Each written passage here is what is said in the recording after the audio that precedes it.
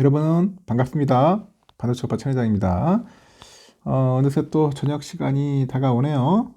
하루가 참 빨리 갑니다.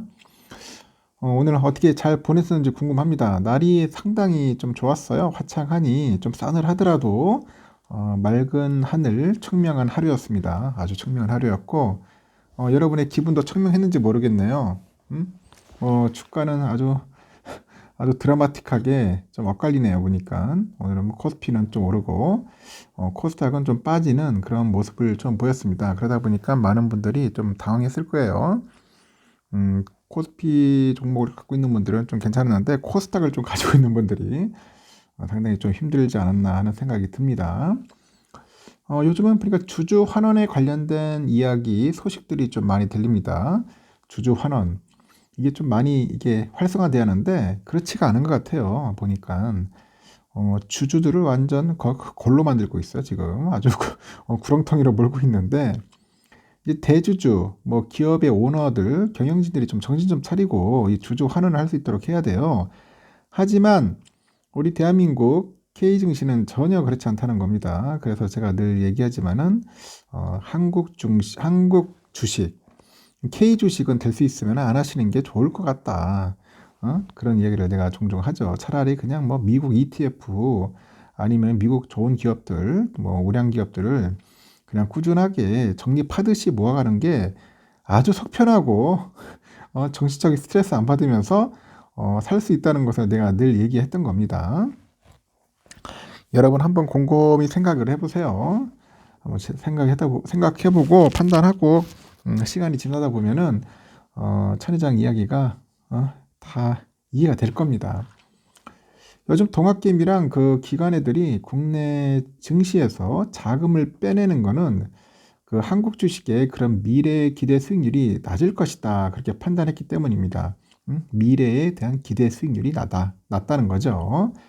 그 한국의 대표 지수죠. 코스피, 대표 지수 코스피는 21년 전 세계에서 가장 먼저 약세장에 진입을 합니다. 약세장에 진입을 했는데 2023년에 그 반등장이 펼쳐질 때는 상대적으로 부진한 흐름을 보였어요. 상대적으로 부진한 흐름을 보였고 특히 주주가치 재고에 이 소극적이에요. 소극적이고 이 수익성의 그 다변화가 좀 부족했던 한국 시장의 특성에 이제 실망한 투자자들이 많다는 거죠. 상당히 많더라. 실망 투자들이 많았다.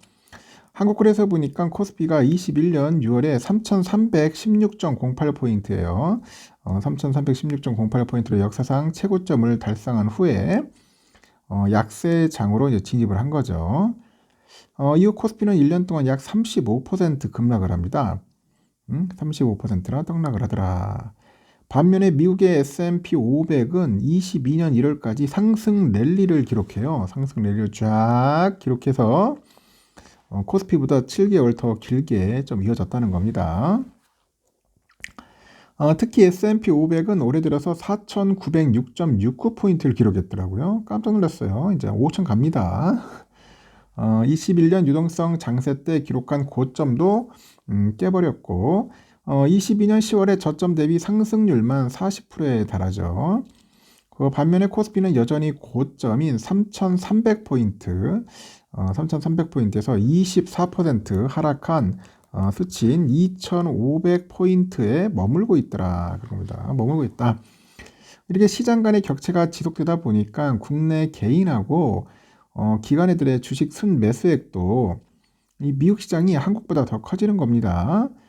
국내 개인과 기관애들은 지난 5년 동안 국내 증시에서요 60조 한 600억 정도 순매수를 했단 말이에요. 60조 600억 순매수한 반면에 미국 증시에서는 21%더 많은 543억 4,534만 달러를 사들인 거죠. 그래서 CNBC에 보니까 S&P 500 지수 구성 종목 중 1월 들어서 신고가를 경신한 종목이 80개를 넘어요. 80개를 넘는다. 대단하죠. 뭐 마이크로소프트, 엔비디아, 또 뭐 있냐, 어드밴스드 마이크로 그 디바이스 AMD라고 하죠 보통. AMD, 뭐 알파벳, 뭐 등등 해서 우량한 그런 빅테크 종목들이 모두 이제 신고가를 기록을 했다는 겁니다. 대단하죠. 그 제가 항상 늘 얘기하는 게 뭐냐 여러분한테도 S&P 500 ETF를 모으라는 게 다 이유가 있는 거예요. S&P 500 항상 모아야 돼 여러분. 지금 안 모을 때가 아니야 지금 내가 볼 때는. S&P 500을 모아라. S&P 500을 모아야 합니다 지금. 놀 때가 아니에요. 그리고 나스닥 100도 모으라는 거 있죠. 나스닥 100. 나스닥 100 ETF도 모으라는 겁니다. 앞에는 뭐 코스닥이 아니라 코덱스나 아니면 뭐 타이거 이런 게 있지 않았습니까? 에이스 이런 게 있어요. 나스닥 100 아까 말한 것처럼 S&P 500 이것만 두 개만 열심히 모아도 여러분 짭짤한 그냥 수입이 납니다. 짭짤한 게 아니고 아주 막 진득한 수익이 나지 또. 그냥 꾸준히 모으는 거예요. 연금 계좌에다. 반면에 한국에서 내로라 하는 간판 기업들도 투자 측면에서 보니까 미국 주식 대비했을 때 2류, 3류로 평가하는 투자자들이 늘고 있네요. 한국 시가총액 1등 삼성전자는 7만 전자 횡보하고 있고 HBM 선두주자인 하이닉스의 시가총액은 벌써 98조 2,800억 정도로 HBM에 들어가는 HBM 양산에 들어가는 미국의 마이크론도 130조인데 웃기는 게 어떻게 SK 하이닉스가 마이크론보다도 못하는 거냐 시총이. 마이크론이 130조예요. 근데 SK 하이닉스는 아직 100조가 아직 안 돼. 이런 걸 보더라도 우리나라 기업들이 저평가를 받고 있는 겁니다. 뭐 미국 기업들이 고평가받는 게 아니라 제가 볼 때는 우리나라 기업이 저평가받는 거예요. 내가 볼 때는 SK 하이닉스는 내가 볼 때 최소 모델도 한 200에서 300조 사이가 맞고 삼성전자는 한 1000조 가야 돼. 1000조 가야 맞는데 역시 디스카운트입니다. 코리아 디스카운트.